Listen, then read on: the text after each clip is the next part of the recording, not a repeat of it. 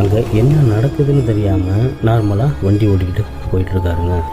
நெருங்க அங்கே ஒரு கருப்பு சாமி கோயில் இருக்குங்க. அந்த கோயிலில் போயிட்டு நம்ம அங்கே போய் சாமி கும்பிட்டுட்டு நம்ம போகலாம்ங்கிற மாதிரி சுரேஷ் சொல்கிறாருங்க. சரின்னு சொல்லிட்டு இவங்க 3 பேருமே வண்டியை நிப்பாட்டும் பொழுது சுரேஷோட நண்பர் ஒருத்தர் மயங்கி விழுந்தார் பார்த்தீங்களா. அவர் என்ன பண்ணுறாருன்னு பார்த்தீங்கன்னா கோயிலுக்குள்ளே வரமாட்டுறாருங்க. அங்கேயே தான் நிற்கிறாரு. நான் வரலை, நீங்கள் போங்கங்கிற மாதிரி அவர் சொன்னோன்னா சுரேஷுக்கு பெரிய ஆச்சரியமாக இருக்குது. ஏன்னா அந்த நண்பரை மட்டும்தான் சாமின்னா ரொம்ப இஷ்டத்தில் கும்பிடுவாருங்க. ஆனால் நீங்கள் போங்க நான் வர்றேன்ங்கிற மாதிரி சொன்னோன்னே இவங்களுக்கு ஆச்சரியமாக இருக்குது. சரி மல்லு கட்டி இழுக்கிறாங்க. அந்த பைக்கை விட்டு வரவே இல்லைங்க. நீங்கள் போங்க நான் வரலங்கிற மாதிரி ரொம்ப கோபமாக பேசுகிறாருங்க. இவங்களுக்கு ஒன்றுமே புரியல. என்னடா இப்படி பேசுகிறானேங்கிற மாதிரி போகிறாங்க. கோயிலுக்குள்ளேயும் போயிட்டு சாமி கும்பிட்டுட்டு இந்த மாதிரி எங்களை நீ தான் காப்பாற்றணுங்கிற மாதிரி சொல்லிட்டு போகும்பொழுது அங்கே பக்கத்தில் ஒரு வயதான ஆள் உட்காந்துருக்கிறாருங்க. அவரும் தம்பி உங்கள் நண்பர்கிட்ட இந்த திருநரை எடுத்துகிட்டு போயிட்டு கொடு, ஊசி